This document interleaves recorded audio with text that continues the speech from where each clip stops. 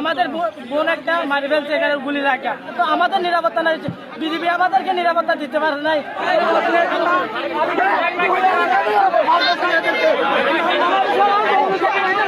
মাইমার থেকে আমাদের এখান থেকে সুরা গুলি আসতেছে, আমাদের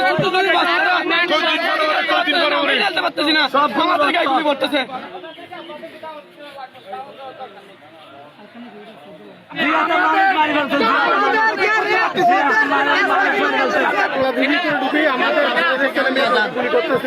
এখানে এখানে হামলা করতেছে, মগবাগি আছে না, মগবাগি আমাদেরকে গুলি মারতেছে, ওনাদেরকে মারতেছে না, আমাদেরকে মারতেছে ওনারা।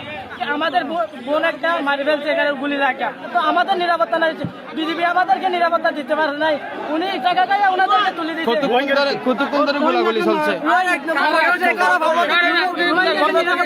ওনাদেরকে একদম বিধিবি নিয়ে দেয় না বাইরে, ওনাদেরকে অস্ত্র নামাইয়া বিধিবি নিয়ে দেয়। সিও বলে আগে সিও ছিল, সিও ওনাদেরকে কি বলে নামা শুরু করে এখানে আমাদেরকে নিরাপত্তা নেই। ওনারা বলছে আমরা যদি আজকে ওনারা বলে আমাকে সিও স্যারকে বলছে আমাদের। আর কারণ যারা এখন আছে, এখন আপনারা যাই দেখেন আমাদের এখানে বাংলাদেশ আছে, বাংলাদেশের ফজরে আমার কোন লোক যাইতে পারে না, এখন সব লোক চলে আসছে ফজরের লোক। এগুলো আগে সিও যে ছিল উনি বিশাল বড় একটা টাকা খাইছে এদেরকে, কয়েকদিন পর ট্যাবলেট নিয়ে আসে, কিছু ট্যাবলেট করে দেয়, এগুলো একটা সুযোগ পাই।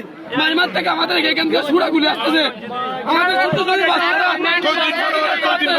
পারতেছি না, আমাদের গায়ে গুলি পড়তেছে। বিজেপি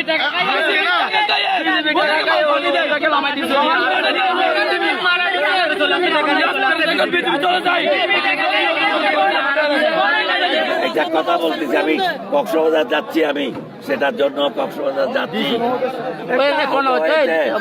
গাড়ি ভেঙেছে, সেটা তিনটা নিয়ে আমি কক্সবাজারে কথা বলার জন্য আমি চলে যাচ্ছি।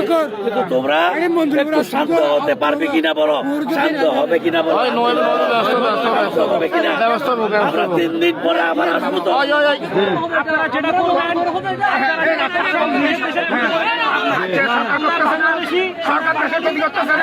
এদেরকে কেন বসায় রাখবে?